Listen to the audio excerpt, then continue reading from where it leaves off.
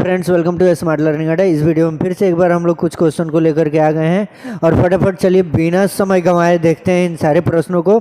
आप लोग लास्ट में कमेंट सेक्शन में ज़रूर बताइए कि कितने प्रश्न आपने सही किए और कितने प्रश्नों के जवाब आपसे गलत हुआ है। साथ ही साथ वीडियो को लाइक ज़रूर किया कीजिए। लाइक करने से ही हमको एक मोटिवेशन मिलता है कि हमें और वीडियो डालना चाहिए, अपलोड करना चाहिए और मेहनत करना चाहिए और हार्ड वर्क करना चाहिए। चलिए शुरू करते हैं आज की क्लास को।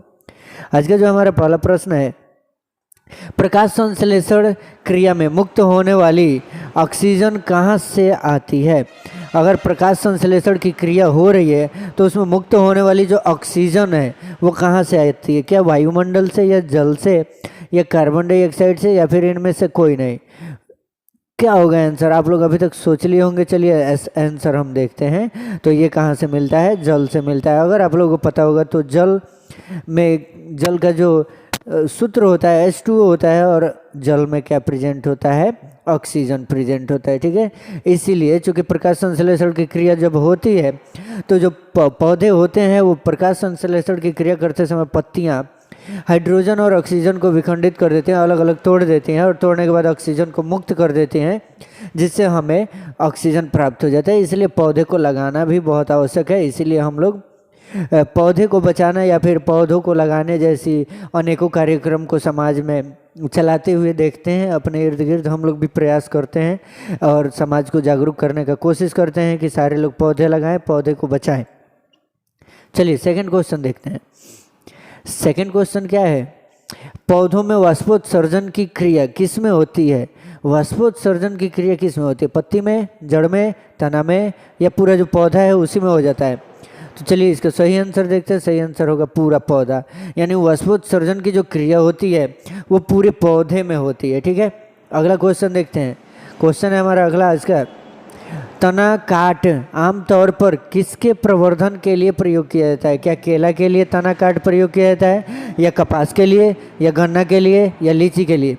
चार ऑप्शन आपके सामने है। चलिए आंसर लेते हैं इसका फटाफट। सही आंसर होगा गन्ना।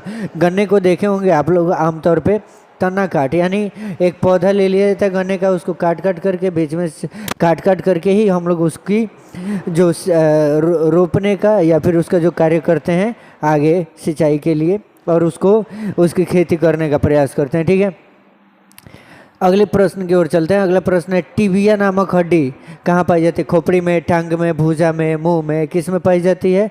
तो टिबिया नामक जो हड्डी होती है वो सही आंसर होगा टांग में पाई जाती है।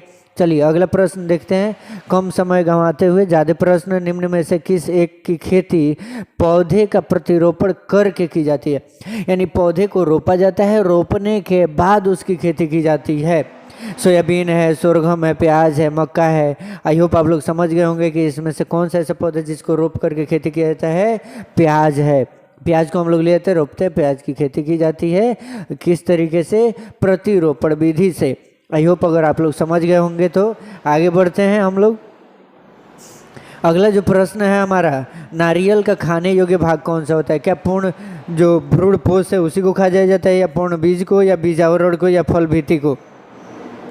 सही आंसर जो होगा वो होगा भ्रूण पोष, जो सबसे अंदर पाया जाता है। वाइट कलर का जो एक सफ़ेद हिस्सा होता है उसी को खाया जाता है, उसे भ्रूण पोष कहते हैं। ठीक है, अगला प्रश्न देखते हैं। तो सुगंधित पुष्पों में परागण किसके द्वारा किया जाता है? सुगंधित जो पुष्प होते हैं उसमें परागण किसके द्वारा होता है? तो उसमें जो परागण होता है वो कीट के द्वारा, पक्षी के द्वारा, जल के द्वारा या वायु के द्वारा? किसके द्वारा होता है? सही आंसर होगा कीट के द्वारा। सुगंधित पुष्पों के वजह से क्या होते हैं ना कि जो कीट होते हैं वो उनके सुगंध के वजह से आकर्षित हो जाते हैं। आकर्षित होकर उन पर बैठते हैं तो उनके पैरों से परागकण जो होते हैं वो टूट करके पौधे के पुष्प के वर्तिक आग्र तक पहुंच जाते हैं, जिससे परागण की क्रिया जो है वो संपन्न हो जाती है। आई होप आप लोग समझ रहे होंगे। ये 10th क्लास में भी है, 12th क्लास में भी जब रिप्रोडक्शन इन प्लांट्स पढ़ते हैं, यानी पौधों में प्रजनन की पूरी प्रक्रिया को समझते हैं, तो उसमें ये देखने को मिलता है। परागण और परागण की जो विभिन्न टाइप्स होते हैं, कितने प्रकार का परागण होता है, उसमें ये देखने को मिलता है। ठीक है, अगला प्रश्न जो है हमारा, प्रकाश संश्लेषण की क्रिया में निम्नलिखित में से कौन आवश्यक है? इनमें से कौन सा है जो आवश्यक है प्रकाश संश्लेषण की क्रिया के लिए? सूर्य का प्रकाश, chlorophyll, carbon dioxide. I hope आप लोग समझ गए होंगे। इनमें से सभी आवश्यक हैं, अर्थात सही आंसर हो जाएगा ये सभी। ठीक है, अगला प्रश्न देखते हैं। तो आज का हमारा ये जो प्रश्न है, वह यंत्र जिसके द्वारा तने की वृद्धि दर सही रूप से नापी जाती है उसको क्या कहते हैं? तो पोटोमीटर, ऑटोमीटर, ऑक्जेनोमीटर, रेस्पिरोमीटर। ठीक है, 4 ऑप्शन आपके सामने हैं। अभी तक आप लोग चूज कर लिए होंगे कौन सा सही आंसर होगा। ऑक्जेनोमीटर से ही नापा जाता है। आई होप आप लोगों को वीडियो पसंद आया होगा। अगर पसंद आता है तो वीडियो को लाइक करते रहिए और चैनल को सब्सक्राइब करके शेयर भी कीजिए। अगला क्वेश्चन है हमारा, मानव शरीर की सबसे लंबी हड्डी कौन सी है? स्टेपिस, फिबुला, टिबिया, फीमर कौन सी है? आई होप आप लोगों को पता होगा। सबसे लंबी जो हड्डी होती है वो पैर की होती है, और पैर की हड्डी जो सबसे लंबी है उसका नाम क्या है? तो फीमर। ठीक है, और इसी वीडियो में हम लोग एक और चीज़ चर्चा कर लें कि हम लोग निरंतर कॉम्पिटिटिव के एग्ज़ाम या फिर 10th और 12th से संबंधित सारे प्रश्नों को कवर करते रहेंगे। तो आप लोग पूरी तरीके से वीडियो और चैनल के साथ ज़रूर जुड़े रहिए। तंबाकू की पत्तियों में क्या पाया जाता है? क्वेश्चन का ऑप्शन 4 आपके सामने है, निकोटीन, कोल्विसिन, एस्पिरिन। क्या पाया जाता है? ये हर एग्जाम के लिए इंपॉर्टेंट क्वेश्चन है, सबसे VVI क्वेश्चन आपको दिए जा रहे हैं। सही आंसर हो जाएगा निकोटीन पाया जाता है तंबाकू की पत्तियों में। चलिए मिलते हैं अगले वीडियो में, तब तक के लिए धन्यवाद।